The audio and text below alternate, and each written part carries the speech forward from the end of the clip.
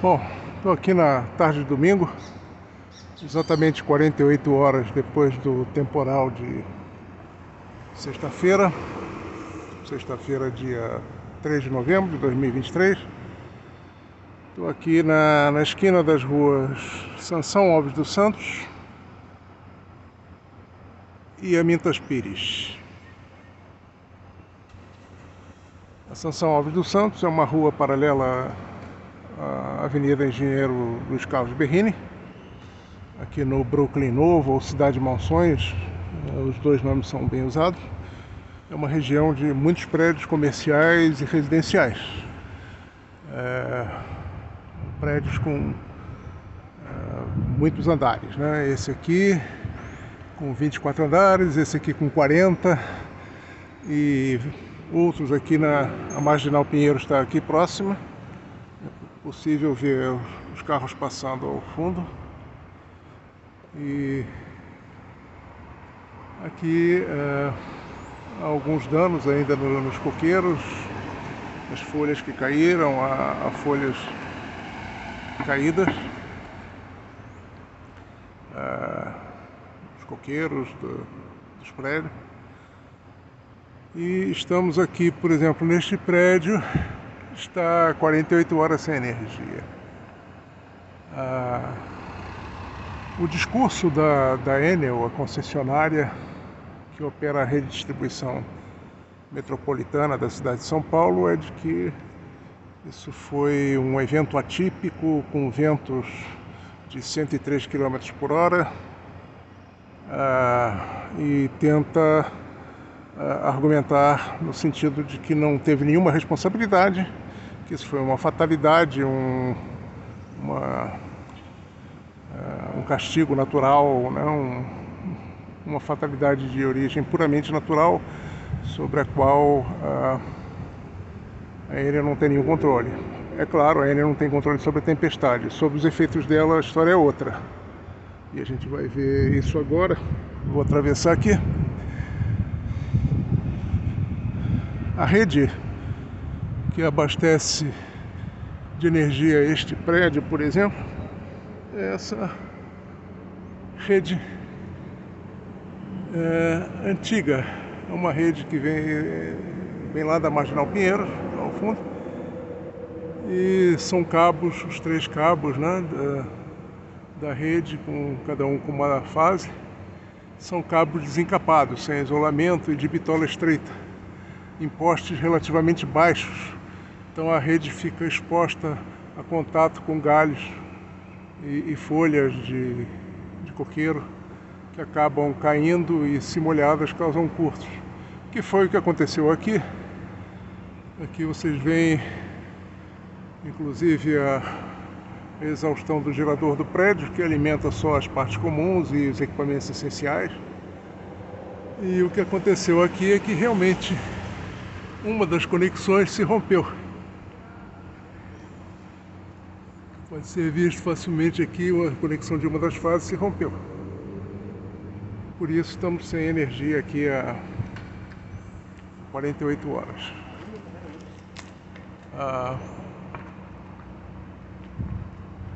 Essa é uma rede antiquada, era adequada há meio século atrás, quando aqui havia apenas casas, né? Mas a gente já viu aqui os prédios da vizinhança, e ela abastece, além desse prédio aqui, abastece 2 na esquina da rua com a Marginal Pinheiro, mas que são prédios comerciais, de escritórios,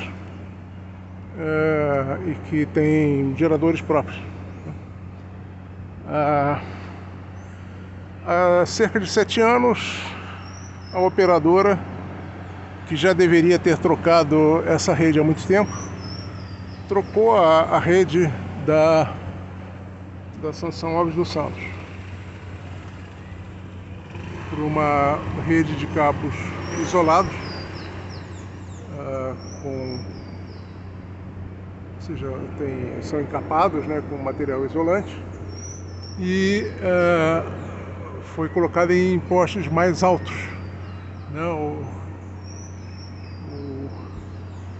Esse poste aqui, com a rede nova da Sansão Alves dos Santos, ele é bem mais alto do que este poste que a gente mostrou o cabo desconectado.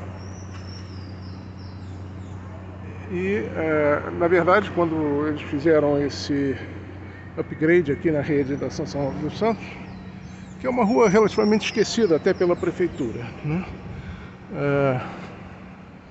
Eu frequento a rua, não apenas moro nela, mas frequento há 23 anos, na verdade há quase 25, e ela nunca recebeu nesse período todo uma camada nova de asfalto, só recebe remendos. Então, ou seja, é uma rua que recolhe muito IPTU, muito ISS, paga muito de conta de energia com vários prédios comerciais, e no entanto não recebe tratamento devido nem da prefeitura, nem da operadora de energia. Então, eu sei que a Enel tem se esforçado em caracterizar o evento de sexta-feira como algo atípico.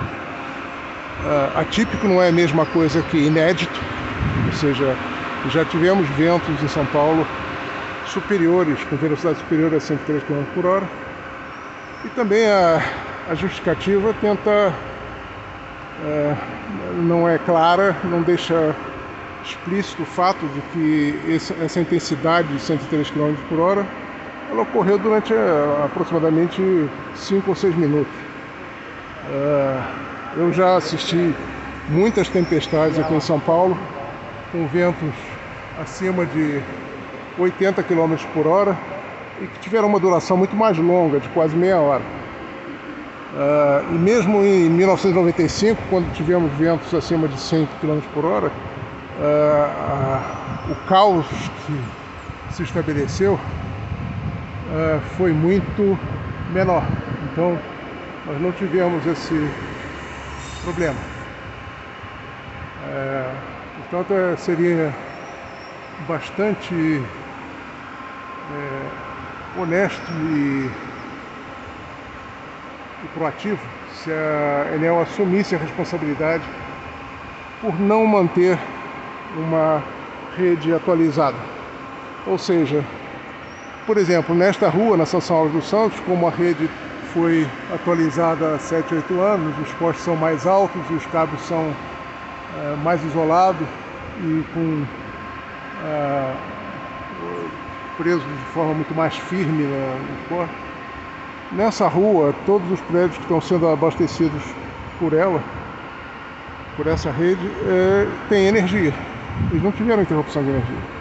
Então a gente não está falando aqui, vamos adotar a rede subterrânea, que é cara e depende da aprovação da prefeitura. Nós estamos falando aqui simplesmente de atualizar a rede.